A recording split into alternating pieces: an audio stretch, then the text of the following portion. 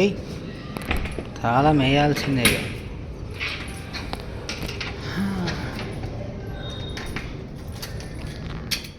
రాయచూర్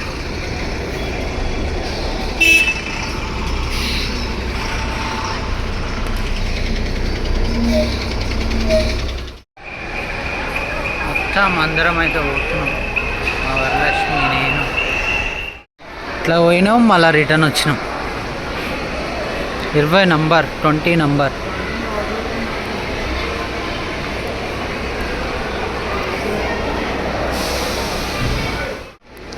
సాయిబాబా గుడి.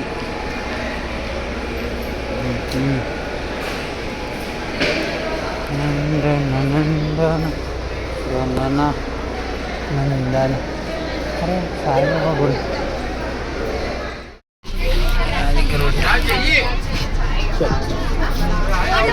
మీ బచ్చి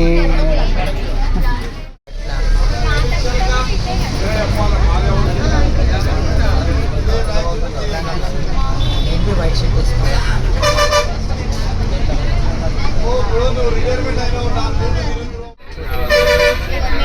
గోవిందా గోవింద. గుండం కృష్ణ పాల్గొనే భక్తులు అంటున్నా.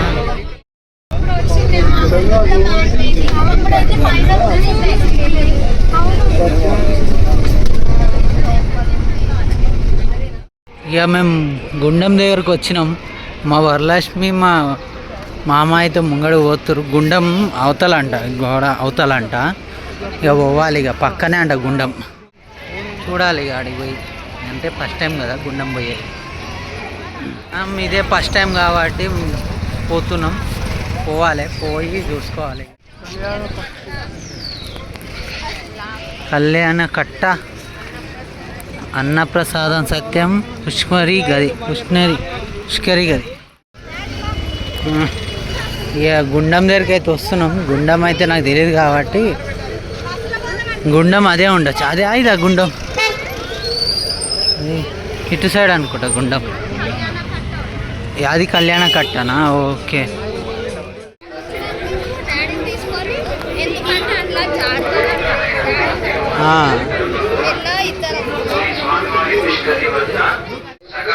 పసుపు కుంకుమ తీసుకోవద్దా మనం? 5 రూపీస్.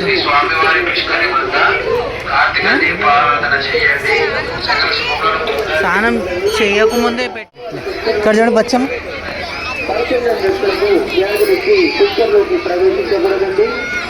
స్విమ్మింగ్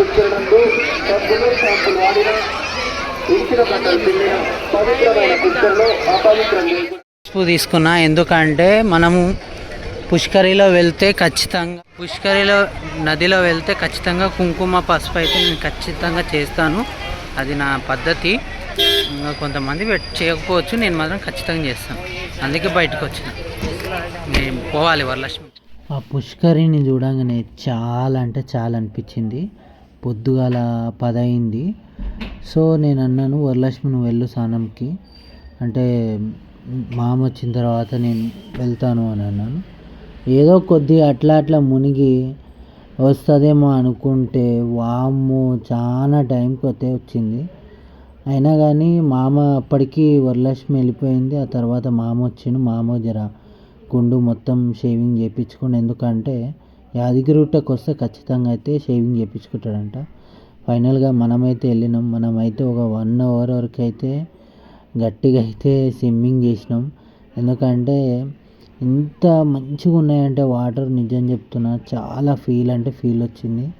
ఇక ఫైనల్గా అయితే మొత్తానికి మేము నది స్నానం చేసుకున్నాం. నది స్నానం అంటే ఇక గంగా స్నానం అనుకోండి. ఇక గంగా స్నానం చేసుకొని బయటికి అయితే వెళ్తూ ఫోటోలు అయితే దిగి ఇంకొద్దిగా ముంగడికి వెళ్తే వరలక్ష్మి ఉండి ఫొటోస్ దింపవా అనగానే ఫోటోస్ అయితే దిగినాం.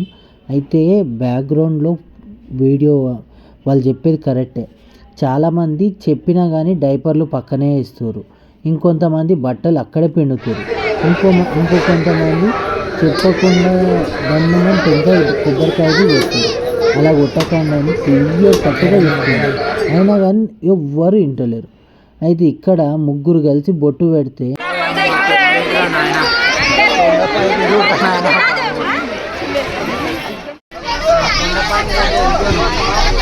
పోయిందా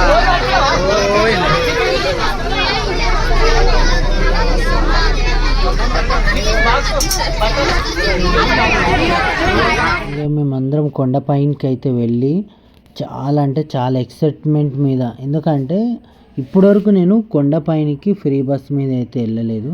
మ్యాక్సిమం బండి అయినా లేకపోతే ఏదైనా ఆటో అయినా ఇలా అయితే వెళ్ళినాను. కానీ కొండపైనకి బస్సులు మాత్రం అక్కడెక్కడ పుష్కరి అంటే దాన్ని ఏమంటారమ్మా వాటర్ దగ్గర కళ్యాణ కట్ట దగ్గరనే ఎక్కువ బస్సులు వస్తాయి. మనం ఎక్కడైనా పాత బస్ స్టాండ్లో ఒకవేళ బస్సు ఎక్కి దిగాలనుకుంటే మాత్రం సీట్లు దొరుకుతాయి. అక్కడి నుంచి అయితే బస్సు దిగి బయటకు వచ్చి ఫోన్లు ఆర్డర్ చేసి బ్యాగ్ ఆర్డర్ చేసి సంవిధానానికి వెళ్తున్నాం. ఎందుకంటే లోపలికి అయితే ఏ ఫోను అలౌ లేదు. సో మళ్ళీ ఎక్కడైనా దొరికితే ఇదే బాధ ఎందుకు అని ఫోన్ ఆర్డర్ చేసి అక్కడికి 11:30 అయింది. కానీ ఇంకా దర్శనం నుంచి బయటకు వచ్చేదాలో మెల్లగా దిగి అయితే వచ్చేది. ఫోన్లో మనీ ఫస్ట్ పే చేయాలి. ఫోన్ అయితే 30 రూపాయలు, ఒక్క ఫోన్కి 10 రూపాయలు. కాబట్టి ఇది తెలిసిన వాళ్ళకైతే ఏం చెప్పలేము, తెలియని వాళ్ళకి ఈజీ అనుకుంటాం. కానీ ఇక్కడ కొండపైనకి బస్సులు వస్తాయి కానీ మ్యాక్సిమం కొద్దిగా టైం పడుతుంది, వెయిట్ చేయాలి. చాలామంది అంటారు అట్లా కాదు ఇట్లా కాదు అంటారు. మాకు దర్శనం వచ్చి దాదాపు 4 గంటలు పట్టింది. ఆదివారం రోజు మాకు దర్శనం అయింది. సో కార్తీక మాసంలో ఫస్ట్ వచ్చే ఆదివారం కాబట్టి సూర్యదేవుడు ఆయన దయ వల్ల అయితే ఈసారి మాత్రం యాదగిరిగుట్టకి నేను మా మామ మా వరలక్ష్మి ముగ్గురం కలిసి అయితే వచ్చినాము. సో నేను అసలు ఏమనుకున్నానంటే చాలా ఎక్స్పెక్టేషన్ చేసిన. కానీ మార్నింగ్ నేను 8 o'clock బయలుదేరితే ఈవినింగ్ మళ్ళీ 8 అయింది నేను ఇంటికి వచ్చేలోపటికి. కానీ దీని ఖర్చు మనకి ఎక్కువ ఏం కాలేదు. ఒక పర్సన్కి వచ్చి 120 రూపీస్, రాను 120, పోను 120 రూపీస్. మనకి ఇంకెంత ఖర్చు అవుతుంది చెప్పండి. ఇంకా ఎలా జరిగింది అదంతా వీడియో మొత్తం